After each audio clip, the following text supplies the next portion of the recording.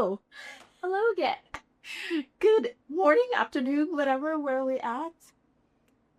Yeah, One of them. cool. Anyway, I'm Rakia Johnson. And I'm Sophie Roth, and we are here with To a Degree. 2 degrees. Never yet. I was too early, and then I just was too late. Yeah. I did now. All right, so fun things are going on in education, as we all know, and today we want to talk about the historical history of women and higher education in the United States. Which I did some research into this topic. It was actually really, really fun, and I'm really, really excited to present. It was fun and also frustrating. Sure. But good at the same time. So I want to start with, a couple of important things. The topic is political. Like, it's just inherently political as it is. Women getting educated, apparently, is just a political idea. And that's just not an American thing. That is in multiple places around the world. And secondly, when I refer to women as a part of the history and the information that I'm looking at, it's particularly only white women. So, in general, for most of the history of America until like the 60s, 1960s, most of this is only really referencing white people. Right. So I just wanted to point that stuff out before we get started, because I'm not going to really be making the distinction as we get into it, because things are going to be different. Although I do think that is a topic to really dive into the history of minorities, African Americans, and their history of higher education in America as well, because it's a little bit varied. Right. And kind of coincide on the heels a bit behind white women of getting into colleges in U.S. to higher education. Correct. So I want to start the story out with a woman by the name of Elena Lucrezia Cornero Piscopia. Yes, I've heard the name. She's an Italian woman, and I 1,000% just butchered it. I'm sure. Oh, no doubt. That was a hefty name. It was a hefty. There's a lot of names in here, but my girl Elena is known as the first woman to graduate in the world, and she was the first person to actually earn a doctorate degree in the world, at least recorded. Right. I'm assuming a lot of information, women were being trained, or at least going to school, or at least getting apprenticeships. They just weren't getting credentialed. That sounds right. And so it just wasn't being conferred, bestowed upon them that they have gotten this training. Also, in the world right now, no one's going through formal education. Education, the way that we consider it, right, actually didn't start until, like, again, the 1960s. So for the most part, anyone going to school or being educated are doing it by tutors. Interesting. So, which implies money and time, which incidentally are the same issues today of being able to pursue higher education, is the time and the money to be able to do it. And what century are we talking about? So this is the 17th century. This is 1646 is when she was born, and she died in 1684. Also, kudos to the Italians for giving a degree to a woman in the 17th century. What is ahead of its time? Let's temper that. Hold on a smidge. So Elena's story is important in this, in terms of her father was a nobleman. And, but her mother was not. Her mother was a peasant, and they never married. So that's a bit of a scandal. Wow. Already. A couple of accounts when I was reading her history, I don't know if she was one of 6 or 5 or 7 kids. Not quite sure. Like, different accounts gave me a different number. But it's kind of interesting that her mother and this nobleman had several children, but weren't married. I'm guessing, I didn't dive into her dad. He was probably married to another nobleman. Anyway, it was very early on, she was showing intelligence. In fact, she's considered a savant. She's super smart. She spoke 6 different languages. Wow. And later she became an oblate, which is a lay monastic in the Benedictine order of the Roman Catholic Church, which is very interesting as a part of this story, because her tutors and everyone was like, this woman is like super, super smart. She would actually do debates in public, and she would debate against men, and people were like, this is great. And so finally her tutor was like, honestly, I'm going to ask the University of Padua to give you a doctor of theology, because my goodness, right, you've earned it at this point. And so the Catholic Church was like, yes. And then they're like, wait, you said theology? Absolutely not. She's a woman. And so with some pushback from her dad, again, he was a nobleman. So he had influence and power. He had some influence and power. And so they finally compromised at giving her a doctorate of philosophy, not theology. Okay. And it took some time. I appreciate the compromise. The compromise. In the context of the fact that she was historically the first woman to ever be allowed to receive a degree. And they wouldn't allow her to teach, again, because she was a woman. Okay. Even though she had her doctorate and everyone thought she was intelligent. Yeah. And the University of Padua would not bestow a degree on another woman for another 100 years. Right, because only one woman every century is worthy of deserving.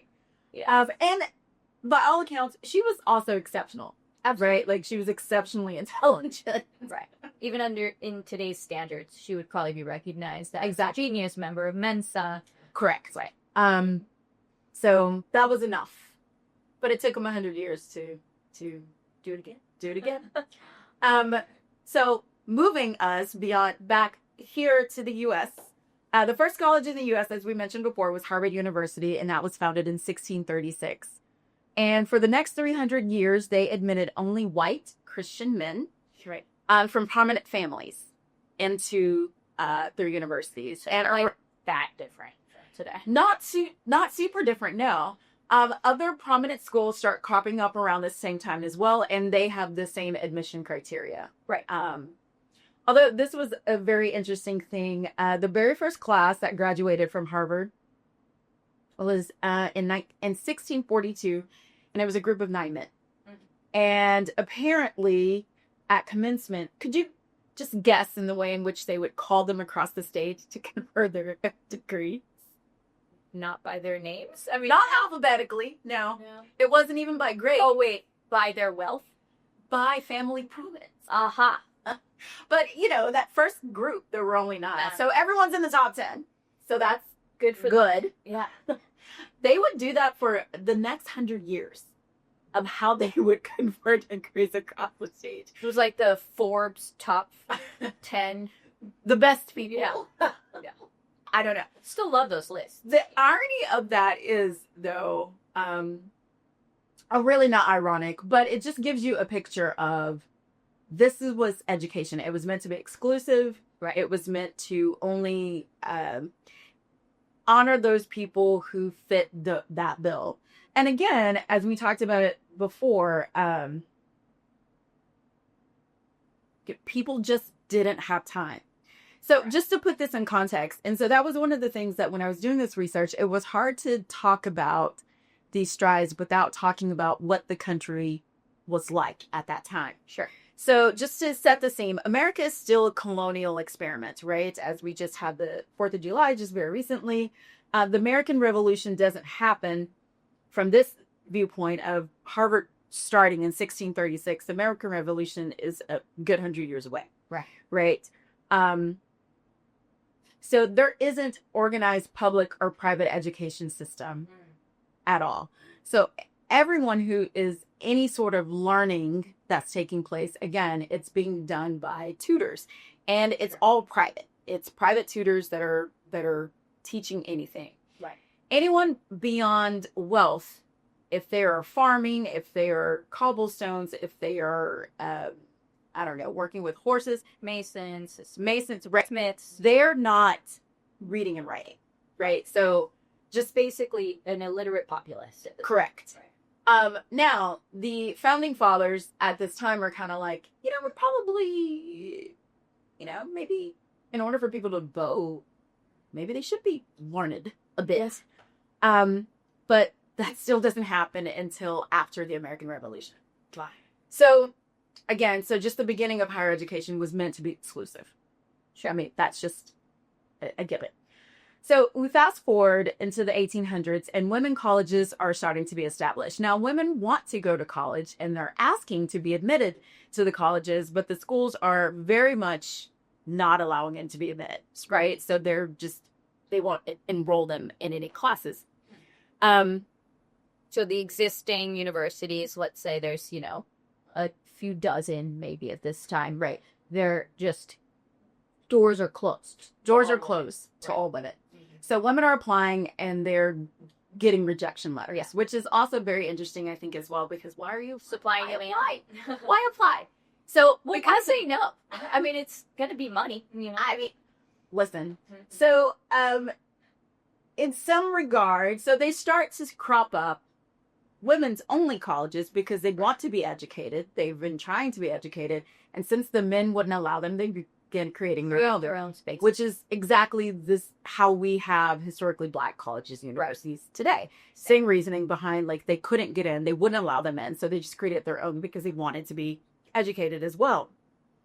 So during a 40-year span, this was quite interesting. From 1836 to 1875, there were a total of 50 women's colleges that were founded. That's a lot. I That's didn't thought that. That's more than one. And yeah. like, they're working on like 1.2. The every demand year. was high. If The demand the supply was high. Now, I'm not really sure.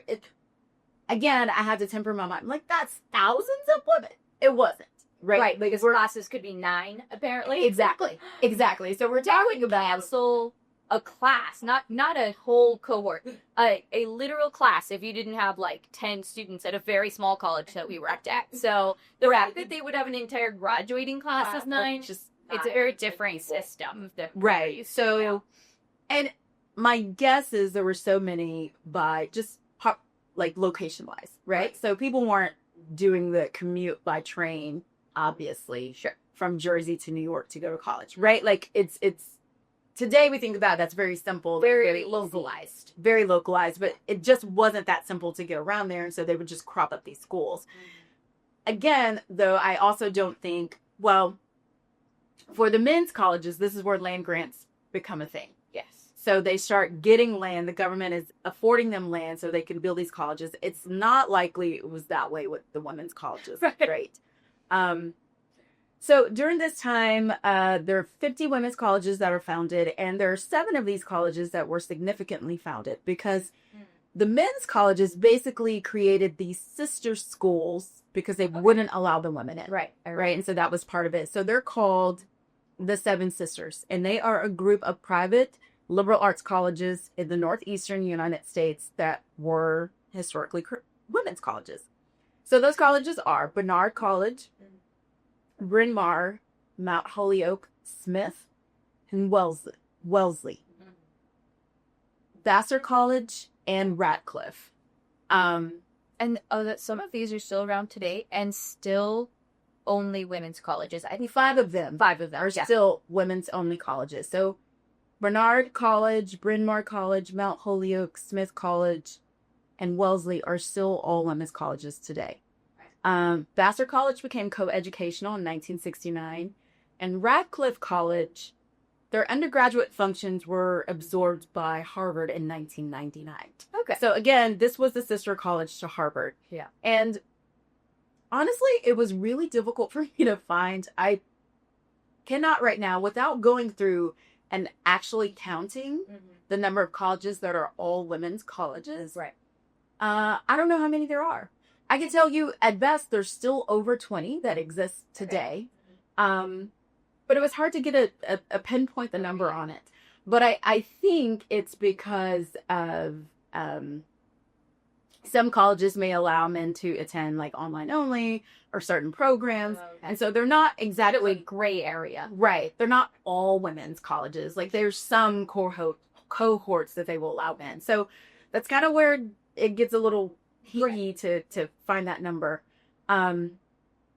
But those 5 are still all women's colleges today.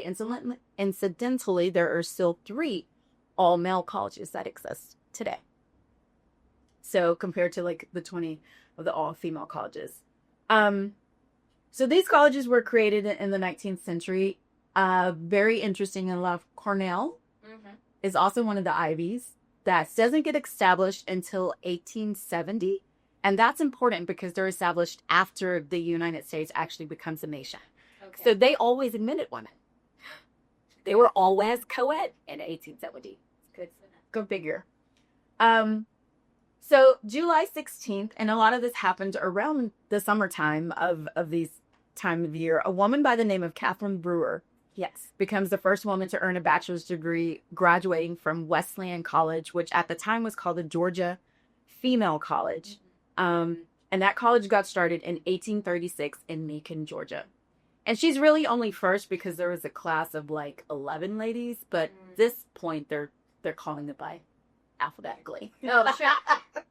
So as a brewer, she is the first woman. So she's recorded as the first woman. But there was an entire class. There was a class that graduated. Correct. And there were also restrictions, I believe, right, in terms of what degrees women could pursue. Is that correct? Right? So, like, the controversy of women going to school was they're just going to be homemakers, mothers, and wives. They don't need to be educated. Apparently, any old dummy can raise a child. So, incidentally, that was the same argument as to why they should go to school, because they're going to be wives and mothers and homemakers, so they should be educated. Right. Typically, pretty much the only thing, or not the only thing, most of what they're learning at this time is teaching. They're just getting teaching degrees. Okay. Now, we'll get into a little bit later as to why things like unions and equal employment or equal pay becomes like a bigger deal, right, for women. But it's hard to pull the string of women's education without pulling the string of employment and work and equity and fair wages, right? Because those things are so intertwined. Because as we're having this conversation, right, about like women wanting to be educated and there's only so many degrees, they create what's called like semi-professional. So this really great abstract that I read of this woman's research, who's a doctorate, she kind of is talking about the history of women in academia altogether. And so because there are these women's colleges, it gave openings, job openings to women. Careers for these women in higher education, because men weren't really interested in teaching. People didn't want to teach at a women's college. It was beneath them. I'm sure. Correct. Yeah. So, but at the same time, you would have what's called professions. Okay. And then, but women being educated were semi-professionals. So you could be a school teacher, semi-professional, but a college professor, that's professional. Okay. You could be a nurse, semi-professional, but a doctor was a professional. And particularly those were always going to be men. Right? Because women weren't allowed, right, to get this sort of education at the same time. So, and incidentally, they're always helper roles, assistants, and right. I mean, if you are essentially saying women are less worthy of an education, then it makes sense that that continues onward, right? They're also less worthy of credentialing. They're also less worthy of a fully professional career. So this sort of, if women are like almost like a second class citizen and they're less worthy of one thing, then it obviously lends itself to the whole path, right? The whole career path. Correct. Yeah. It's disappointing. Disappointed tracks. We're still though, again, we're still in like 18th century here, right? Yeah. Forget how they work. 1800s. 19th century. That's it. Thank you. So there was a woman by the name Elizabeth Blackwell. Mm-hmm. So in 1849, Elizabeth Blackwell became the first woman in the United States to earn a doctorate of medicine. So on her journey to the medical profession, she received more than 10 rejection letters. Yeah. And she was given the suggestion to disguise herself as a man to gain admission. So, here's a nod to Amanda Bynes and Jennings. I was going to say, is this not the premise for like a lot of literature and This is basically, all of it, right, is based off of a 12th Night by Shakespeare. Yes. And so It wasn't a bad idea. It wasn't. They were like, and she was kind of like, yeah, I don't want to be like deceptive though. Yeah. There were a lot of female authors that took the same path as Right. well, so that their work would be recognized. But writing, I think, is obviously wildly different. Sure. You can Go get to away class with every day. penning a novel. I mean, Yeah. are there women's bathrooms, or is this just a regular bathroom? Like, I don't know. Yeah. I don't know. So she gets rejected from colleges, and so eventually she does gain admission to the Geneva Medical College in New York. And they asked the male students if they would allow her to attend the classes. So how? And they said yes, because they thought it was a prank. Okay. Hilarious. They were like, sure. And again, I think this is where the thing comes in, the fragility of like, if women can't hack it, Right. and she does, what does that say about us as men? Right. I'm like, maybe it's just they can hack it, and it doesn't mean that you can't. Doesn't take anything away from anyone else. Right. Right. But I don't think at the time that wasn't really the prevailing thought. But Sure. shout out to Elizabeth Blackwell, who for earning her And just for showing up every day. every day. And women still do this, especially women in STEM. They can be one or of two or three in a class of maybe, 50 people in a science lab or a STEM class. And all of the professors are male, and they continue to see this. And it's not necessarily overt discrimination at this point, but it is still, I would assume, a bit intimidating or uncomfortable to be one of only a few people. And that could be, your ethnicity or your race or your gender. It's still an uncomfortable place to be. Right. And the onus is always on the odd person out to make themselves fill in. Sure. And I think that's one of the things that really drives me crazy about her. Like, we've had this conversation before. Right. It's like, it's on them to make themselves feel as comfortable. Right. But they haven't done anything. Like why is the onus on me to do this Could work? be everyone's responsibility. It could be. Or no one's responsibility, and no one has to point anything out. Right. No one has to other anybody. We can just all come into class and go. But no, there's always got to be comments made. There always have to be like these little digs. I will say, I think I read, and I'm not entirely sure how accurate this is. Could be a myth, but honestly, it tracks. But I heard that when one of the Ivies, and I won't, I guess, name names since I'm not sure how true it is, first admitted women into the class, that they were responsible for doing the men's laundry. Their peers' laundry in their year. Is this true? It is. I don't know if it was one of the Ivies. I would not be shocked. Yeah, if it was one of the Ivies, but there is a college that does that, and we'll talk about that a little bit. Really excited. So she does finish up. She can't find work. Right. Obviously. No one's hiring a female doctor, so she creates her own. She does basically creates a women's clinic. Incredible, pretty much. Two private colleges, Oberlin and Antioch, allowed coeducation. Oberlin, by the way, is like on the first of like allowing people of color, is on the first of allowing women. I mean, I just want to give a big shout out to Oberlin because they have a legacy of it. No, not a Grand Emperor. This is Padua all over again. A bit. So it's the purpose, I think, of the Padua story, the University of Padua story, is that with every stride, right, there is this kickback that comes forward. So sure, they bestowed upon her this doctorate of philosophy. They wouldn't do it for another 100 years. Right. And sure, Oberlin and Antioch University, Oberlin in Ohio, was the first to admit women and men of all races in 1837. Right. And in 1862, Oberlin awarded a degree to Mary Jane Patterson, who is making her the first Black woman to earn a bachelor's degree. So yes, they were, but Oberlin is the college that would have women not go to class on Mondays so that they can do the laundry for men. Oberlin. They were so close. So close. This is the sort of incredible where it's like they were progressive-ish, right? Maybe that was just like how they convinced the men. Like, we'll let the women come in. They'll do your laundry. I also wonder, though, if all of the campuses, if there was a laundress there anyway. So, like, They just schlepped it. I don't know. right, like, if these colleges were hiring women, even though women weren't going to classes, they hired a woman who just did the men's laundry.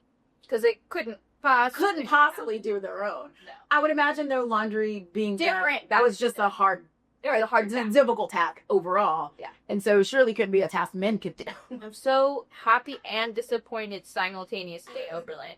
But my goodness. I think it's also really important, again, we're setting the scene for where we're at in the nation, right? So you have Oberlin, who's admitting everyone, extremely progressive, right, in 1837. And in Virginia, asterisk. With the correct. But we're looking at that in the 2025 lens. Sure. Is it wrong? Absolutely. But also super still progressive. Because meanwhile in Virginia, and I think this is really kind of understand the split of where the country was, right? Right. That's also so. So in Virginia, I think they had made what's called the Virginia Code of like 1819, where they were not allowing freed black people, enslaved black people, mulattoes. They were just right. There's labels. You're darker skin. Mm-hmm. A tan person. You could not assemble, nor could you be taught to read and write. So you have a university in Ohio who's like, people should learn. A few hundred miles away, probably. Right. And then you have the state of Virginia being like, no, black people can't even read. They can't, and they shouldn't be in groups of more than 3. Because something nefarious is probably happening. And as they talk about how polarized things are now, and things are polarized, can you imagine right the polarization in like one set of rules and policies for an entire contingent and population of people that didn't allow them like basic human rights, let alone like literacy, and then at the same time African American people are earning degrees correct 100, 200 miles away. Right. I mean, it's just shocking. It's wild. So Civil War breaks out. I mean, for the best. So we have the Civil War, 1861 to 1865. So again, if you go back to Mary Jane Patterson, she was conferred her degree in 1862. Yes. So Civil War is going on. People are still making strides in parts of the country, just in varying different parts of what's going on. This is also around the time where we see the cropping up of common school. So, Horace Mann, and around the time after the Civil War, because Jefferson and those guys are kind of like, hey, maybe we should have like a more educated population. Right. And maybe we should fund that in some way from the government and not necessarily leaving it up to the states. Because it'd be nice to have it a little bit more uniformed. Right. So they did create kind of like a Department of Education around this time. Like it's first in the 1800s. It doesn't solidify into the Department of Education as we understand it until Carter. Okay. So like in the... Wow, that's pretty long. Right. It still exists. So So they were just doing stats. They were just kind of going around to different places. Because these guys, remember, they were very heavily, obviously, influenced by England. And they're like, they have a more uniform education. So you can go to one part of the country and they're learning similar things and know the same things as another part of the country, or he should do something that here. So they wanted to centralize education, basically, so that it was a lot more uniformed. But again, we're only talking about boys. Right. They were only allowing boys. Eventually, they allow girls in this public education system, but they're only going to like maybe 5th grade. Right. Right. So they're very few are progressing beyond a certain point. So, and again, we're still in the 19th century, right?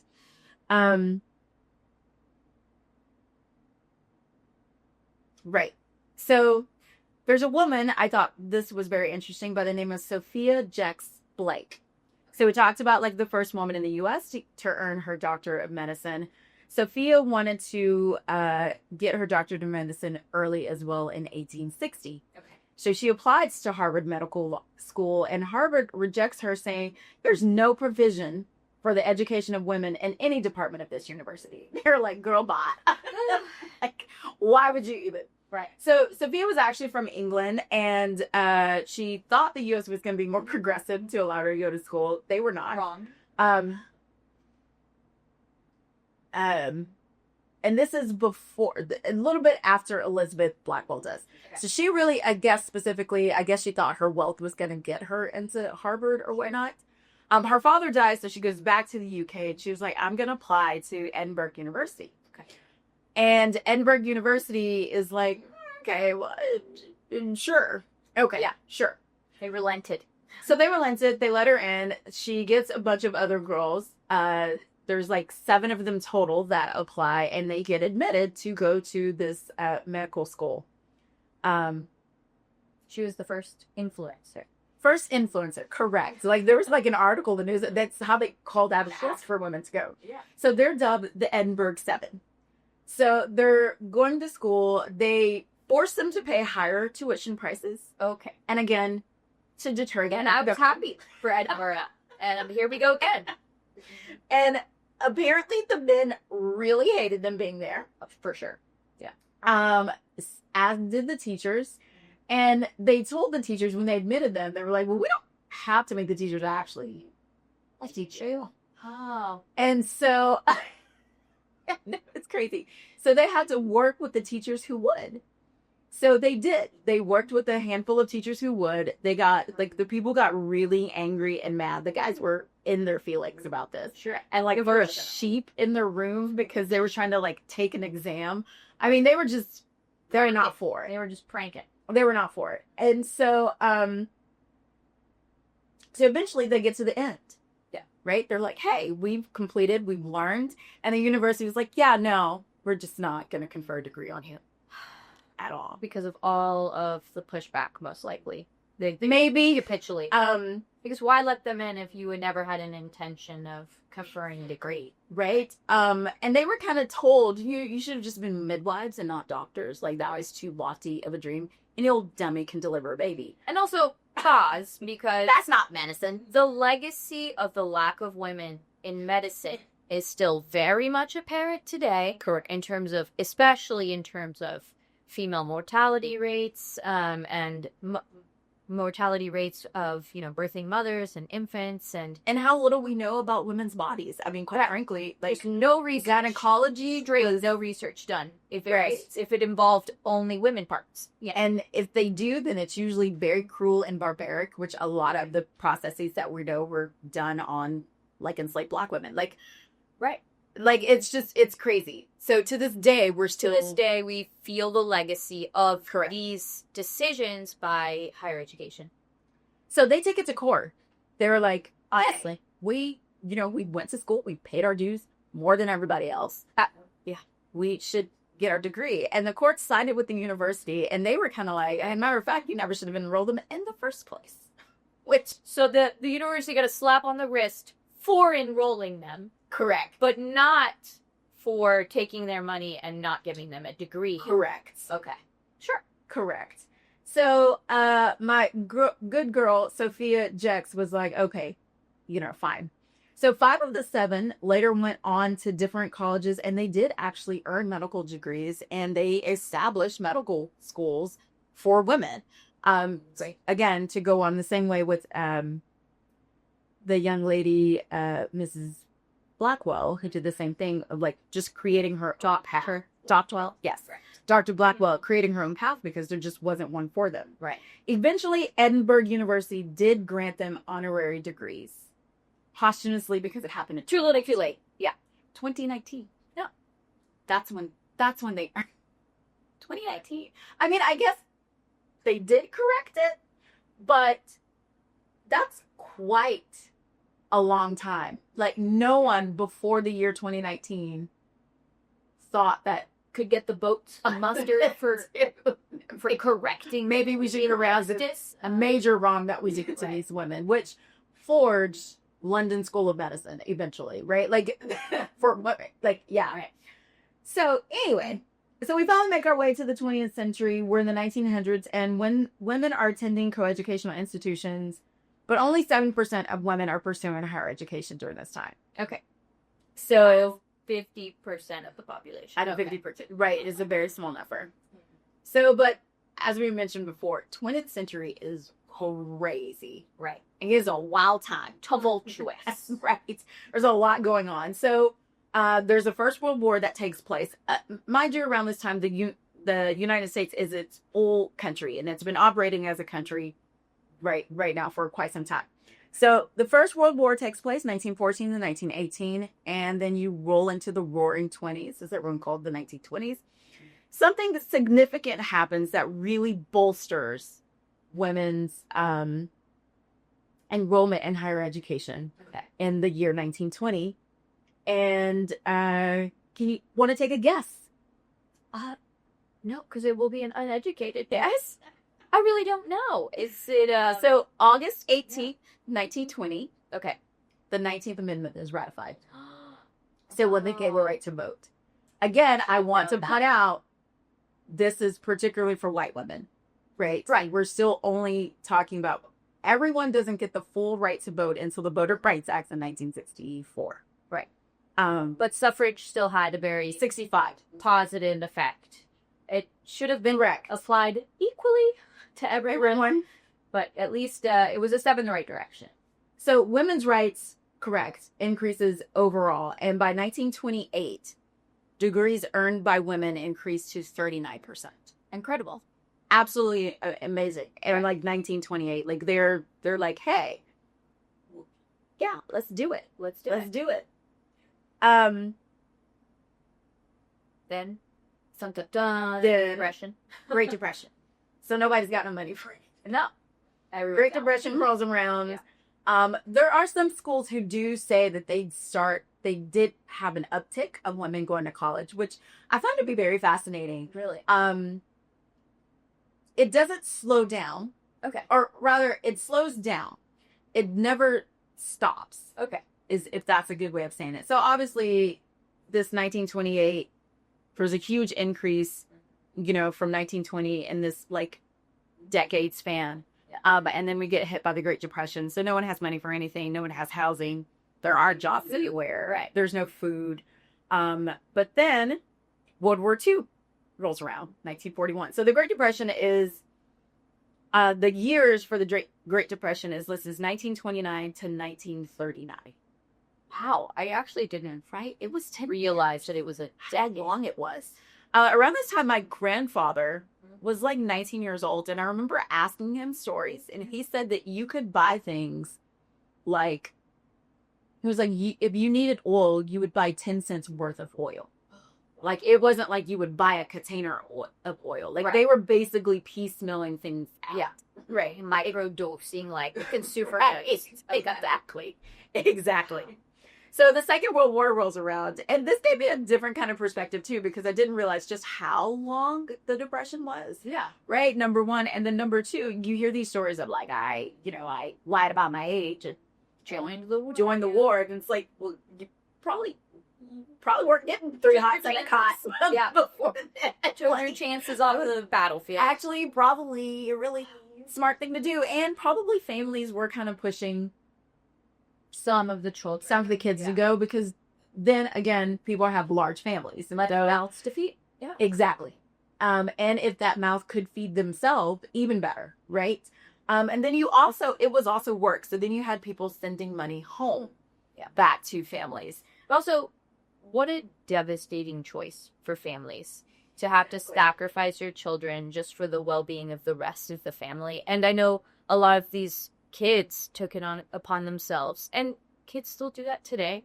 Yeah. But and we evolve as a society to go beyond that sort of survival mode. Correct. Because we're talking teens.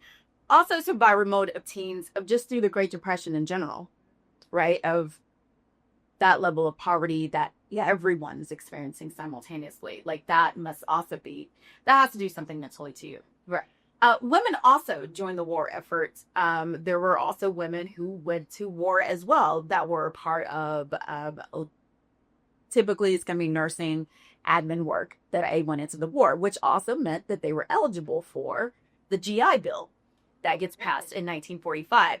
I couldn't find any stats as the number of women that took advantage of the GI Bill, but again, this is also where the employment thread gets pulled again.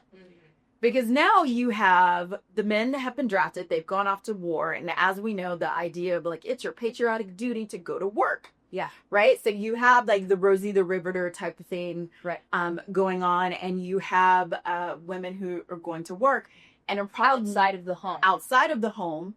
Yeah. Thank you. And also probably welcomed. Needing to read and write in a way that they never had to read and write before. Right. So education becomes... like that national interest. Correct. Right. It becomes necessary for you to do this.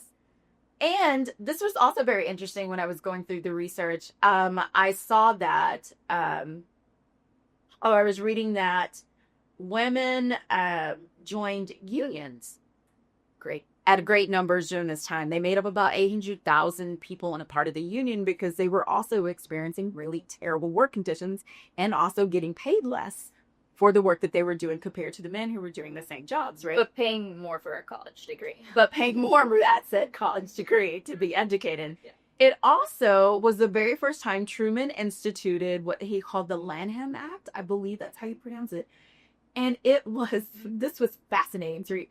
It was basically state subsidized childcare.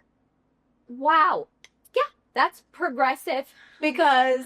at that time, employers were like, we like the women are great, but absenteeism is really bad because obviously no one's taking care of the babies. Right. So if the kid is sick or if they couldn't find someone to cover for them or babysit, then they didn't go to work. Right.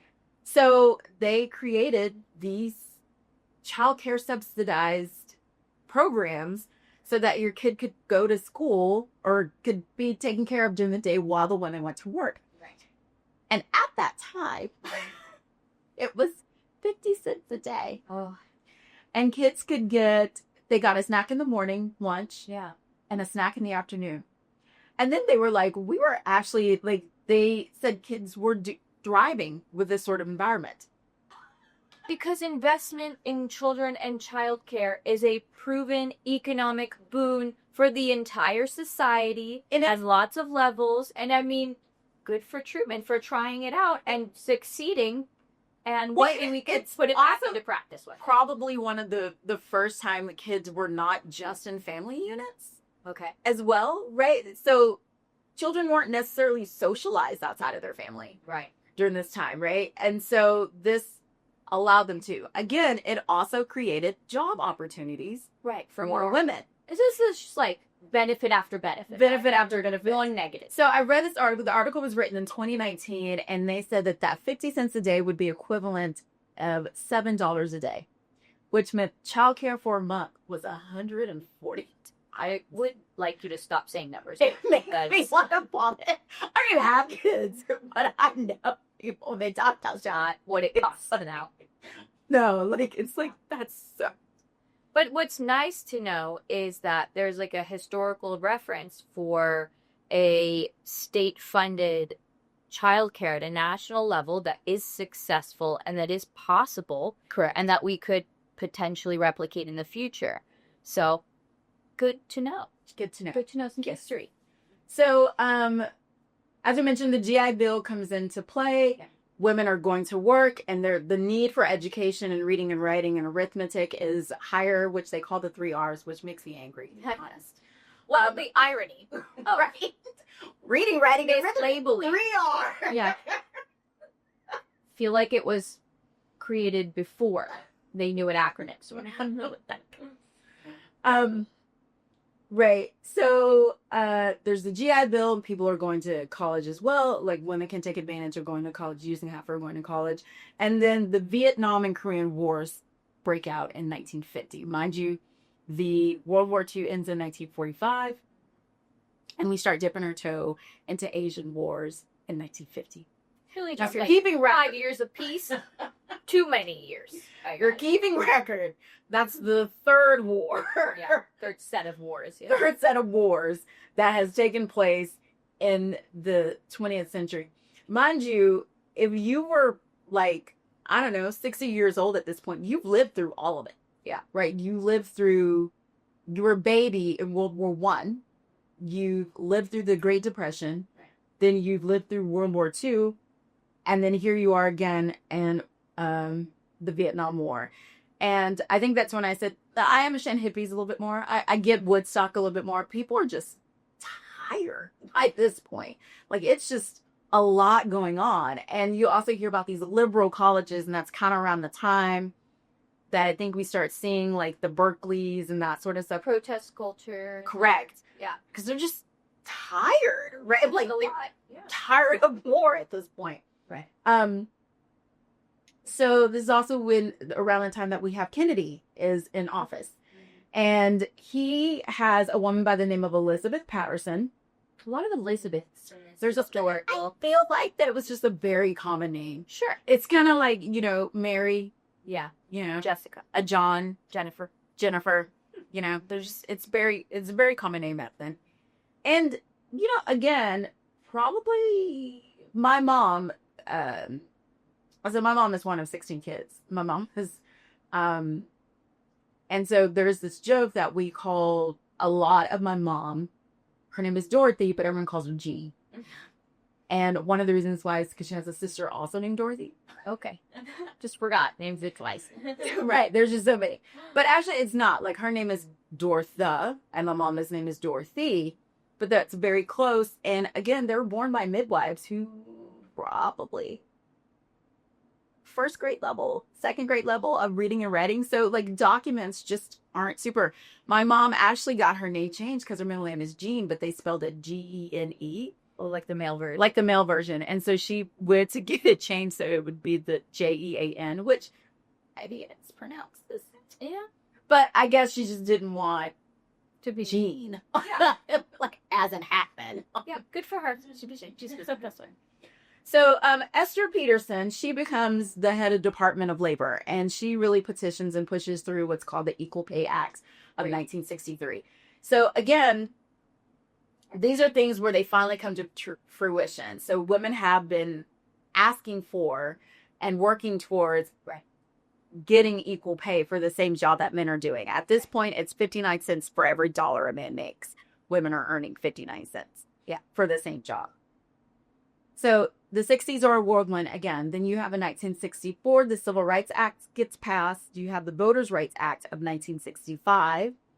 And then you have the Veterans Readjustment Benefits Act of 1966, which is another version of the GI Bill, which doesn't really get talked about a lot, but it is, again, another bill that helps veterans go back to school. Right. They noted it's a little bit different because they said that schools hiked up tuition during this time with the GI Bill. Right. And so it was fraud. So they were billing the government directly. Oh, okay. For that. And so they would hike up that number. And so for the Veterans Readjustment Benefits, what they did was that they would give the veterans the money directly. Great. Then they weren't hopefully gouging the benefits. I mean, they still gouged because that's what they do. So that was kind of one of the big differences. So again, just like in 1920s, when women got the rights to vote, enrollment and college education went up.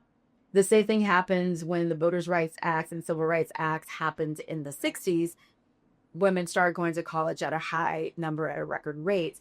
Also, again, pulling that work string, women have money to go to school. Families have money to send their kids to schools in a way that they didn't have money before. And like a legacy of higher education. So your mother may have actually gone to school. Correct. Program of training. And so that they're more likely to send their daughters. Or your father, right? Like, again, we're talking about at a time where people, like, there was a moment in history where children were far more educated than their parents were.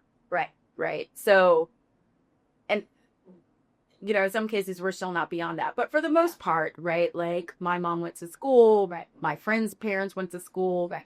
And then you have both your parents are college graduates, right? Right. Then in 1972, we have Title IX. Oh. Dun, dun, dun. So a woman by the name of Bernice Bunny Resnick Sandler really, really pushed for equality in schools and education. So apparently, when the Civil Rights Act came out, it does mention gender. And it was like, you cannot discriminate against these groups of people in public spaces. meaning if it's a public hospital that's federally funded, you cannot turn away Black people, Right. Because, they're also taxpayers. And also you have to say that in writing, apparently. You would go. Yes, apparently you have to put that in writing. Incidentally, a lot, Medicaid was one of the big reasons why, because they were going to stop funding. And so that's really why hospitals became more, which is just in the light of where we are today. Put the Medicaid Back on the spotlight. Right. Which we'll have to talk about too, how this bill impacts and how they put a cap on loan amounts. Here we go. That's a part of this, but not on tuition. But yes. So I see what you're saying. But so the Civil Rights Act, when they were talking about public institutions, they did not specifically say colleges or publicly funded universities. So they were like, "Hey, LBJ, you guys kind of missed this," and so he does an executive order about it. But as you know, executive orders can be overturned by the next presidency that comes in. So they were like, "We want something codified. We need like an official something or other." Wow. And so that's where the push of the Title IX comes in. Yeah. Now, when people talk about Title IX, the main thing that they think about is equality in sports. I was about to say, yay sports. Yay sports. And that is part of it. Part of its right. Part of its major impact. Bunny, my good friend Mrs. Sandler here. Yes. She said one of the things that she noticed when she was doing research, and she doesn't name the school, she said there was one school that had set aside funding of $90,000. $90,000 for the men's team and $200 for the women's. Yeah. So almost equal. So close. Right. So close. And I think it was like the disparity when it came to sports, and the equality in sports was so high that people think about it and only consider in terms of sports. Right. But it was things like women were being asked to provide higher test grades for admission. They were being charged differently for admission. There was the discrepancy against every single factor. Correct. Admissions factors, cost factors. Correct. Sports, and probably, I don't know, books and costs of... And even silly little things. Like, she said what really radicalized her, she said when she was growing up, she wanted to run the slide projector in class, but only boys were allowed to.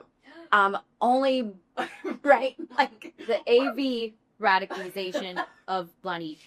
No, what really radicalized her is that she had applied, she went to college, became a teacher, she applied to teach at a school, and they said no, because she was a woman, and they told her, like, no, we're not.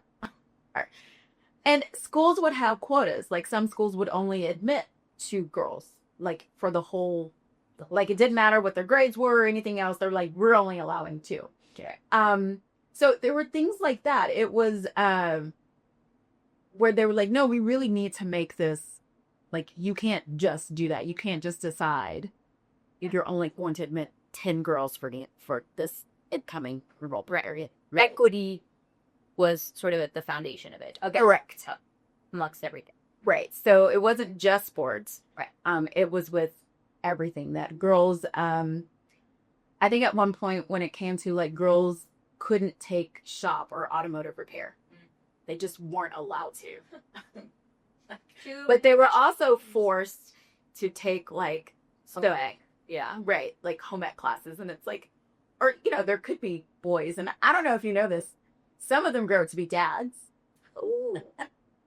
Good. And it might be helpful to be able to take care of a baby. Yeah.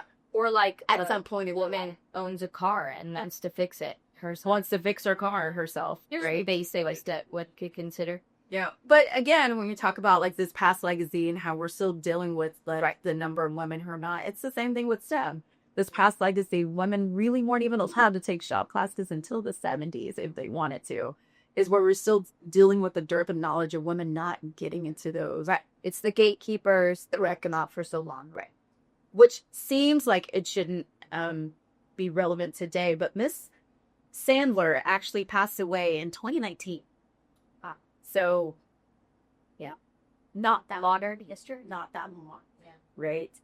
So, as you could imagine, during this time, so you have 2 veterans bills to help people go to college that women could take advantage of. You have the Civil Rights Act, you have the Voters' Rights Act, you have Title IX, and then you also have the Rehabilitation Act of 1973 that specifically has a section that says colleges cannot discriminate against applicants for disabilities, for treat students with disabilities different. So all of those things, as you can imagine, really makes a huge difference in enrollment. Around this time as well, you start seeing colleges that were predominantly male schools start to admit or allow women to enroll in their campuses. Mm-hmm. So Princeton and Yale began admitting women in 1969. Oh, wow. Brown University followed in 1971, Dartmouth in 1972, and Columbia did not admit women until 1983. I was 5. Yeah. I was alive. I could talk. Cannot believe. And there were colleges amongst this time period that, from their inception, accepted women. And so to make it to the 80s without including women just seems like egregious, honestly. And Ivy as well, because I think in our minds we kind of have this idea, especially now that Harvard is like this just liberal bastion of just lawlessness. Sure. And yeah, like, no. Like, they were very, they functioned conservatively. Right. And it's just been a long time. Like, that college predates the country. I mean, right. So it's just been around for a very, very long time. And their legacy is far longer than what we currently know and understand it as. And it's a complex history. And correct. I think that's also interesting during this time as well. I would like to say that they did because they were like, hey, yeah, we should really be progressive. And then you have all these acts that have come into place where the country is moving in a different direction. But it was probably also money. Right. They just. I'm assuming non-altruistic. Correct. Like, right. They needed to compete. I mean, if you were a woman who wanted to go to college, you weren't going to Columbia, they weren't even admitting you. Right. So to compete with tuition and to compete with other schools, they opened the doors to they usually a whole group of people. Eventually, the pressure made them capitulate, and then the profits. Correct. So in the 1970s, women surpassed men in college enrollment for the first time. Obviously, with all the things that took place. In the 1980s, women become the majority of college students. Right. And then by the year 2000, women consistently make up more than 55% of the college population. And as of 2021, women constitute about 60% of all college students. Right. So there was a really, really great article that I saw that kind of would go into, like, what are the reasons why men aren't going into college? Right. And some of the, I don't really understand. It was like the cost. And like, but it's the same for women, right? Like, we did level that out. So cost was a concern for women, and women would drop out. They just dropped out at less rates than men did. Okay. When it came to cost. And then incidentally, again, in terms of pulling that org stream, like, you can't do one without pulling the other. Right. Women have much more higher college debt. Right. Because they will take on the debt and go to school. Right. Because, and I think that it gives them more opportunity. So in general, for men, they could opt out of a degree and still have more success down the line. Whereas for a woman, it is sort of the only ticket in most cases to reach a certain level of success. Right. When you start getting into the statistics of like men with like a felony charge or felony conviction and the rates that they get higher compared to women and then compared to minority women, it's like almost the same. Right. And I'm going to hold my tongue. So, I mean, but yes, you're correct. Right. That because of that, it's not as necessary for men, right, to go to school. And then this is a chicken and egg situation, I would say. Right. So how do you make that make sense, right? Like, if you were hiring without a degree women at the same rates that you were hiring men without a degree, women probably wouldn't go to school as much. Right. It'd be more equal. It would be more equal. But then you change college. Yeah. Right. Also, I want to add, there's not like an unlimited amount. I mean, there's not a limited amount of seats. In some Correct. in some degree areas there are. For instance, medicine, they cap how many students they graduate as doctors in this country. So there's several like that. However, especially in undergraduate, anyone who is qualified and wants a degree could apply and get enrolled to some college. Or You can be an engineer. So it's not like there are more women now and they are taking the seats of men. So I do want to establish that. Like, Right. any amount of men and any amount of women could go to college. And it should reach a level of equilibrium if the sort of economic factors were in place. I think one of the men drop out at higher rates, and one of the reasons was they just didn't want to go to school. All right. Okay, fair. Or it's not for everyone. It's not for everyone, but you can't also then be angry at that woman when they do, because they did want to go. Right. Again, not taking a seat that a male counterpart would grails. There's enough for everyone. So just to bring this home, so I mentioned Oberlin College would, dismiss the women from class. They only went to class 4 days a week because of that one day, Laundry day. they needed to do laundry. Not for themselves only, for all the men. For the men that were going to school. And going back to the idea that women didn't need to be educated because they were going to be wives and mothers and homemakers, brings us all the way to, if you remember, Harrison Butker, the Kansas City kicker, Kansas City Chiefs, and His commencement speech. And personally, right, his commencement speech at Benedictine College, right? A Catholic institution. And so it's interesting because kind of the same sentiment, right, was kind of intimated in his speech. Honestly, though, evolved backwards. I do not. Personally, I didn't take offense to what he said. If you read what he said to women in context, I don't think it was offensive. I think there are plenty of people who think that. There are probably plenty of people in that audience who thought that as well. Women who think that. And there are plenty of people who think, women who are like, I'm really excited about becoming a mom and being married. There's nothing wrong with that. Right. That makes perfect sense to me. Right. Where he said it made no sense to me. Because I think, personally, my personal opinion, which is not rooted in fact at all, but personally, I think he said that with the full purpose to downplay the achievement. Absolutely. I don't know how else you would. I don't know how else you take that, because he said at the beginning, there with your graduation I want you to address the women. Congratulations, you've made this achievement. But I imagine that for most of you, you might be dreaming about a promotion. But I imagine for most of you, you're most excited about being a wife and mother. It's like, first off, again, it was Catholic institution. There were wives and mothers in the audience that were graduating anyway. Right. Secondly, and secondly, like, so condescending. But there's a faction of the Catholic faith where women very famously don't get married and take a vow of celibacy. So you also backhanded slapped your own faith. Yeah, all the nuns. All the nuns. All the ones that are also running that school. Because it was indeed under the Benedictine. And that's the point. And I was like, no one pointed that out. Right. Like, Catholics very famously. Now, there's definitely sisters or nuns who have had children. They're widowed, or they came to the faith later.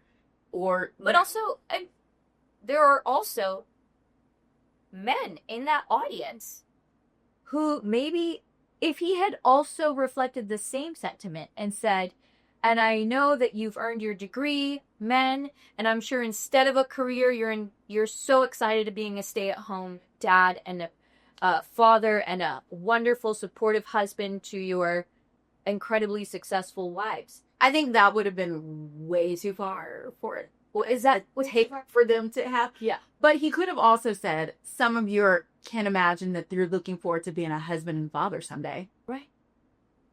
He did tell them that they should stay in the home. So I guess there's for somebody to be said.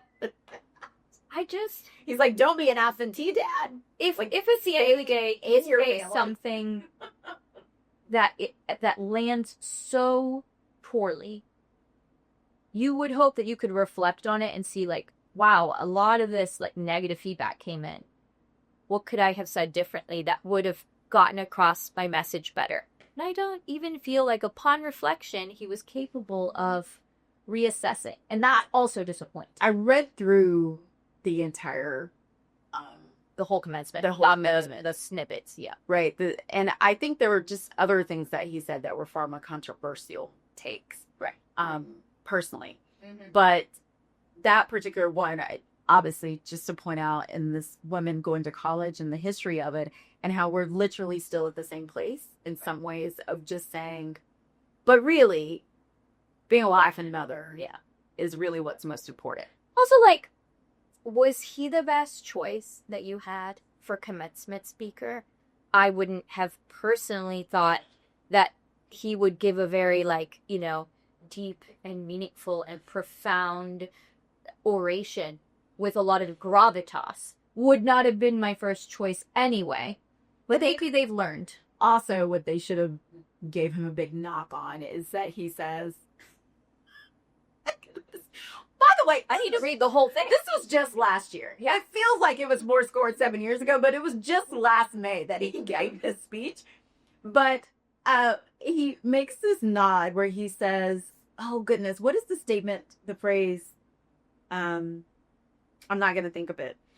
But it's actually it's a reference to philosophers back in the, like, Aristotle. Okay. But it's a quote that's given in a Taylor Swift song. Okay. And he makes a statement in his speech, you know, to quote my teammate's girlfriend. Why is she in this? But also, he can't give respect to a single woman, including a basically self-made billionaire and, like, majorly influential artist. He can't name her. She's just someone's girlfriend. It was an unnecessary statement to make. And to use the quote, he could have just used the original For a philosopher. If he really wanted to. Song lyric. But he looked for a way to mention and not mention Taylor Swift. Right. To just diminish one For more no woman. reason. It was to diminish one more woman. Oh gosh, I'm not going to think of what the state. We could do a whole episode on hot takes about what men say commencements, honestly. Like, it was just such a, I'm like, that was just wildly unnecessary to say. But I think what it does is it brings us back, right? Like, we've come so far. Institutions of higher education have come so far. Right. Women are now the majority of students enrolled at universities and earning degrees at universities. And yet we have to persist in fighting for every single opportunity that we have, including at universities, despite the fact that we're the majority. Correct. And that's what we all have to keep. And at this point, the most educated in the country, because if women are going to school and earning degrees at a rate so much larger than men, then women are by far going to be likely to be more educated than men as a society as a whole. And then, as one of the things that we pointed out, the number of women that are not presidents, right? It's a small number of women that are presidents of colleges. It's a small number of women that are directors. It's a small number of women who are really in whole positions of power in higher education. Right. Even though the majority of the people are who are going to the school. And it's still the same battle of women working and working outside of the home. Right. What does that mean? What does that matter? And then there are women who are in those positions and they're still not earning as much, as a male and the president would earn. Well, and I want to say, just to kind of finalize it, as a society, we have to value education. We have to value higher education.